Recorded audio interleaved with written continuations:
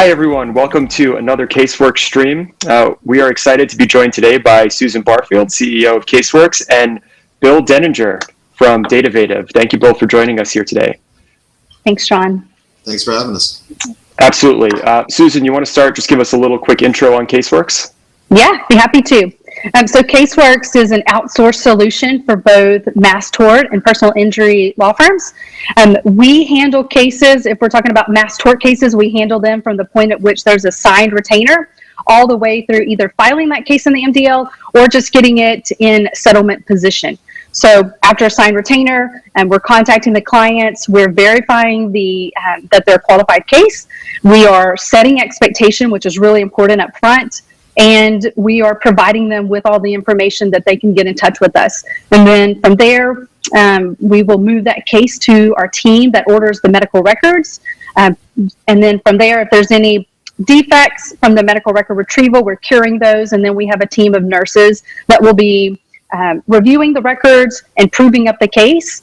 And if there's any tort forms, we will complete those as well, like plaintiff fact sheets and such. So in a nutshell, that's what we do. And on personal injury, we do the same thing. The only caveat to that is that we have a team of paralegals. If that personal injury case needs demand letters, we can draft and prepare demand letters as well. Process you're very familiar with, right, Bill? Yeah. Datavative was actually formed to help plaintiff tort firms grow and scale and deploy technology in their organizations. We've noticed over the last few years that these firms have really begun to embrace technology, understand how to deploy it. And what we do is we don't just look at it from a tech perspective. Both my partner and I have decades of experience in kind of building firms on the highest level in some of the largest firms in the country. So we look at people, process, technology, so that this way the technology that gets deployed is specific to the way that firm wants to operate based on their goals and risk analysis and the skills they have in-house, and we build the technology around that and help them really grow and scale and take their business to the next level. Absolutely. And today we're going to talk about the first part of that, the people, and how to screen incoming employees into your firm, specifically mass tort firms, so that firms can really embrace the processes, embrace the technology that are going to help their firms be more efficient and grow. We're going to start with a question for you, Bill, about how do law firms decide how many people to hire for an incoming mass tort case? So it's dependent upon the firm and honestly a lot on the tort, right? So if you take a look at, some of these torts have a number of people that have been injured. So that the effective number of people that you could sign up can be significantly larger. Plus, it's how much resources the firm wants to dedicate to it. So if they're going to run heavy marketing campaigns and sign up as many clients as they can, then obviously they're going to have to scale up significantly. But it all starts with how big, what's your potential plaintiff size, how much money you're going to invest in it, and then what's the work that you're going to do. Are you going to handle most of this work in-house? Are you going to work with a litigating firm? And that's kind of the beginning of your sizing and your options. And then it's, what resources you have in-house and how you can move them. And usually it escalates over time because as the torts move on, the demand for the work that needs to happen gets more and more. So let's talk about some of those specifics. And this is a question for both of you. Susan, I'm going to let you answer this first. When a firm does decide to take on a tort, what types of positions should they be looking to fill?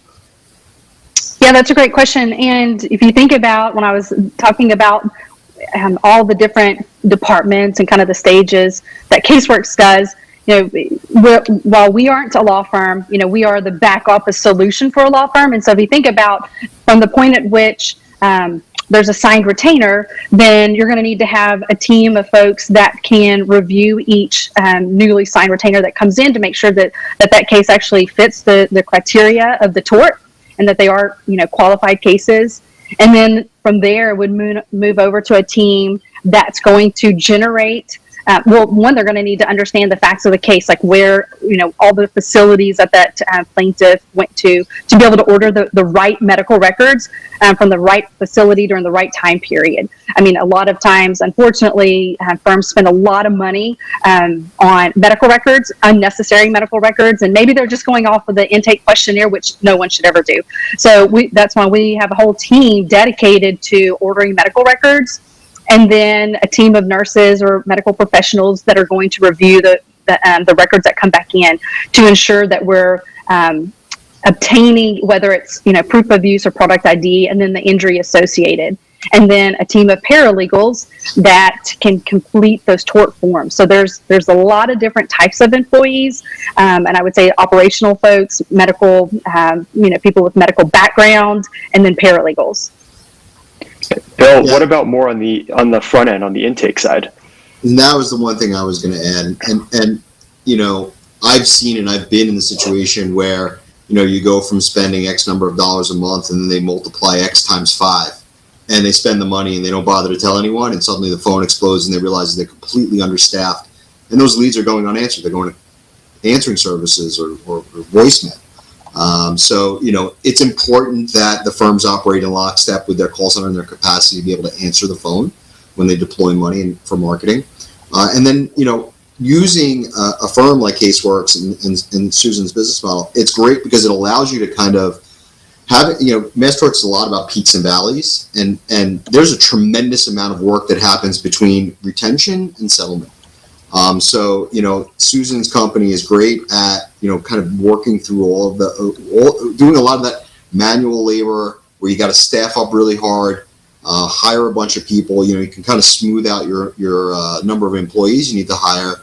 And then once you get to the settlement part, you can pivot, bring it back in-house, build out that staff as you move into the settlement. So, those two things kind of play nicely together. But, outside of it, it's kind of the beginning and the end. Yeah, and the only, and I think that's great, Bill. And then I think the one other component that we've recently added to our team are project managers. It's all about when a new deadline is released and you have thousands and thousands of cases. It's all about resource allocation and how much resources do we need to get the job done by the deadline. And so we brought in folks that are PMP certified. So I think it's a lot of times people underestimate the amount of work it requires to move thousands and thousands of cases across the finish line. To work up a case that's not the hard part. The hard part comes when the majority of the cases, they get stuck somewhere, whether that's you get a no record found from a facility, and if you don't have records, you don't have a case. And so how do you have, and to Bill's point, it's all about technology and leveraging technology. So do you have a call platform, and how do you and then managing the amount of outbound calls required to move that case. And then, or if you send out a mass text message talking about deadlines, and then you have, 2,000 calls in a day. So making sure you have, the technology to manage the inbound. So a lot of work. Yeah. And I tell my clients all the time, well, just do the math, right? Right. It's math. So you got to order 1,000 records. How long does it take you to order a medical record? Yeah. Well, I use my med record ordering company's portal. Okay, so you have to take all the text, all the data from your case management system and enter it into a entirely separate system. What if we do a system integration, so now it's a button push, and rather than someone spending 6 minutes times 1,000 doing that data entry, it's a button push, it's 3 seconds. Right? Yeah, exactly. And when the data comes back, it populates into your system, you're seeing the statuses there. So that's a lot of the things that we do as a company to try to streamline those processes. And that's where you save time. And at the end of the day, it's cost. It's all, right. Hits the bottom line of these firms. Yep, absolutely. So as law firms are embracing technology more and more and process more and more, how do you find the right employees that are going to be able to actually use this technology? How do you screen them during that interviewing process? So for us, I focus a lot on the process, right? So I make the firms and the partners and the people that we work with, I say, okay, fine. Tell us how you do this now. What's the best way? Are there opportunities for us to improve so it doesn't take as much time to complete the task? And then we say, okay, let's break it out into little segments and let's talk about the skills needed to execute here. And ultimately, we try to build the technology so that it is seamless. You don't need, it's not fancy. It's very clean, easy to use, very user-friendly. It presents the information in an easy way. It's not 1,000 clicks to get something done, because at the end of the day, it's all about optimizing, the employee resources that you have available to you. What about from a retraining perspective, when you're shifting from paper and files to using technology? How do you go about doing that? So I say to my client, I like to recruit internally, right? So I like to use people from the intake floor and move them into legal, so they have the basis of litigations. They understand what's qualifying. They understand what the issues are. They have a good amount of empathy on the phone. And then because this call center is a little more tech driven, it almost comes in naturally. And then, we like to go after kind of what I call the low hanging fruit. So find the one task that is repetitive over and over that the paralegals or the law clerks have to do, and automate it in some way, or deploy technology in a way that makes their lives easier, and then build on it. Going from 0 to 100, from a crawl to a run doesn't work. It's about the incremental increase and making sure that people are comfortable with the technology being deployed. On the front end, during an interview, if there was one question that each of you would always ask or recommend always being asked, what would it be? Let's start with you, I'll go Susan. first. Yeah. I do ask one question on every interview, and it usually catches people off guard, but it's very telling. And the question that I always ask is, how many cups of coffee are sold in the world each day? And here's what I'm looking for. There's no right answer. Oftentimes you'll have people that just say, gosh, I have no idea. And it ends there. And it also ends for me too. Like, I will not hire somebody that says, I have no idea. You'll have someone that just kind of doesn't really think about the question, just throws out an answer like, I don't know, 200,000 cups of coffee a day. And that person I wouldn't hire either. So what I'm looking for is for someone to just take a step back and just come up with a process. And it can just be assumptions. Like, let's say there's 1,000 people in the world, and half these people, drink coffee, of which there's a certain percent that are going to drink 2 cups. Just someone that can think logically through a process and that can think on their toes, because I know they're not looking for a question like this. And it has been very telling. And the people that answer in some capacity, just with some logical response, have done really well. To Bill's point, you need people that can be very flexible and fluid with technology. And if you can't even think through that, then, I don't know. That's the question I ask, and it's been really interesting, the responses. And again, I don't hire anyone that says they don't know, or they just quickly throw out some random number without thinking about it. It's very funny that you say that, because my question is, how many barbers are there in Chicago? So it's the same That's awesome. premise, different question, yeah. But it's the same thing, right? You want to see how they think, how they work through an issue, and you're just looking for there is no right answer. And the person that realizes it is usually the first one we want to hire. Right. One of the techniques I use, especially on the front end of the business, but pretty much on any of the customer facing roles, I divert the conversation and say, what do you do in your free time? Right? And I asked them about their hobbies. I had one of the guys we hired. He's like, I brew beer. Great. Tell me about it. And at that point, right, and I'm looking for a few things. One, typically, the way they're speaking should dramatically change. The rhythm of their speaking, the inflection in their voice. Why? Because it's something that they know really well. They understand it. They're passionate about it, right? They're interested in it. And that to me says, okay, this is what the person is going to sound like on the phone in 2 months. Yeah. So if they're still talking with a boring, droning, forget it, you're out, right? And I always do my first interview, especially for intake floor, on the phone. I don't even want to see you. I want to hear you on the phone, and I want to give you the benefit of being able to see me either and see me react. So it's how do you communicate there? And the other thing I look for is, in those hobbies, how deep do they go, right? Like, do they take the time to research different malts grown in different areas of the world, and what the flavor profile is going to change their beer? Great, right? It's someone that I know is going to take the time, do the research, be considerate, and think about it. And those are the types of, it's trying to figure out when someone is really passionate and cares, how deep are they willing to go to take the extra time, how much intellectual curiosity they have, and how much are they willing to develop kind of the hard skills needed to complete a job. That's great. That is Yeah. absolutely a great perspective. So let's look at what happens if someone passes your screens, they get hired in, and then they wind up not working out. What are the ramifications of a bad hire? Susan? Yeah, I mean, it's certainly going to happen. It happens to all of us. We make poor decisions. Hopefully, it's very minimal because it's costly, both from a financial perspective, and it's just costly on time, and time is money. And so it's exhausting. I mean, our training program is 4 to 6 weeks at CaseWorks. So you can imagine our putting someone through training and then that not working out. That's just like I said, exhausting for our team members that have to train everyone. In June, I think we hired nearly 70 people. And so that was, that's a lot in 1 month and to train. And so it's definitely very costly and, time consuming for sure. Yeah, I agree. I mean, what was the quote? Your worst employee is what's going to end up making your best employee leave, right? So, and I've been in that situation where I look around and I'm like, hey, I'm carrying the water for 2 or 3 people around me. Why should I? Right? So number one, you're going to lose some of your best people.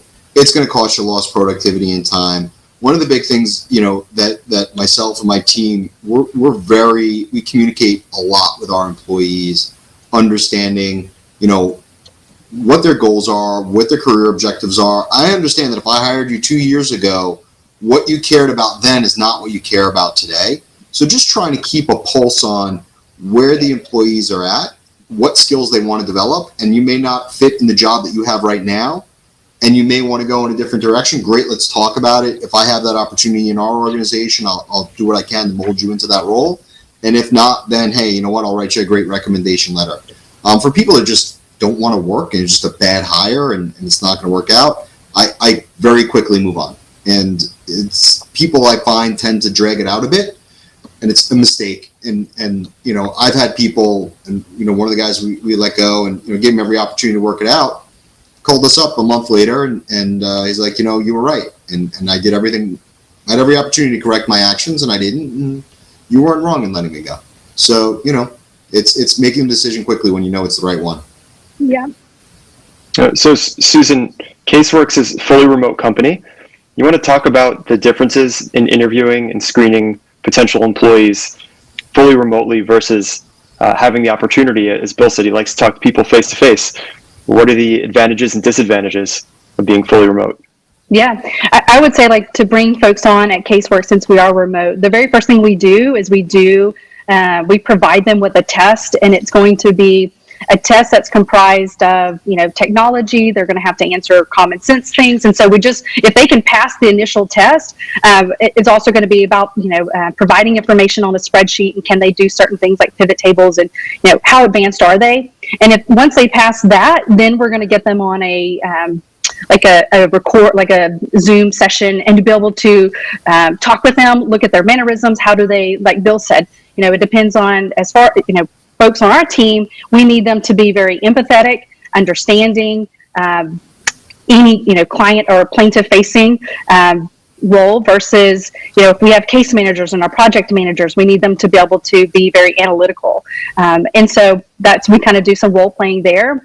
And then one of the main things that I do, and I live and breathe and really believe in this, is check references. And so I don't want to know, and I tell people, I don't want to talk to your buddies, your coworkers, because we know they're going to say you're great. I want to know at least 3 to 4 attorneys that you've worked for, or folks that you've reported to. And so either myself or some of the directors will call the references. And I mean, we want to be mindful, and we want to do our due diligence to ensure we're just, and I've said to an attorney before, I don't want what was your problem to now become my problem. So if there's some things you can talk to me and share, and that's really prevented us from bringing folks on. So that's what we do. And I just think from a remote perspective, Bill mentioned this, I mean, a lot of communication. And so we have a lot of culture at CaseWorks, and we communicate on a regular basis. We're having one-on-ones, not only with the firms that we work with, but with our team members. And we have the organizational structure in place that really supports our team members so that they can thrive in their roles. Really great. That's excellent advice. Bill, before we end the recording here, do you have any parting words, advice, tips, strategies that firms should use when they're looking at bringing new staff into their firm? Yeah, my advice typically is start with the process, write it out, outline it. What are the tasks that need to get done? How are they being done? That shows you where you need to hire, because as you write things out, you'll realize that this is a time-consuming task, and you need more people over here than in the beginning or after. So figure that out and say, okay, what would an ideal candidate look like to execute on that task, right? So a great example is, intake agents are intake agents, and I argue no, they're not, right? So I have some intake agents that chase retainers, right? So they're just thousands of retainers out on the street. That's a person I know can dial the phone 150 times. Just call. And every once in a while, when you need to be tough with a client and get that retainer back, they are, as opposed to someone who's kind of fielding those initial calls. They're a little more empathetic. They listen. They're a little more engaging in conversation. So, that's just a great example of just between those two roles. So understand exactly what it is and the ideal candidate. Don't just hire someone because they were responsible in another position or they held something similar. Like really kind of get in and figure out, is this person going to work out? Because every time you hire someone and they don't, it costs you money. Absolutely. So if a firm is interested in having Datavative help them with that process, how can they get a hold of you? We have a website, www.datavative.com. You can catch me on LinkedIn, and I'm always around. And Susan, if they want to outsource part of those processes to CaseWorks, how can they get a hold of you? Yeah. Visit our web and look at all the services that we offer at yourcaseworks.com. They can email me at susan@yourcase.works. Also, I'm on LinkedIn as well. Thank you very much for having me on. I really enjoyed it. Yeah, for sure. No, it's been awesome.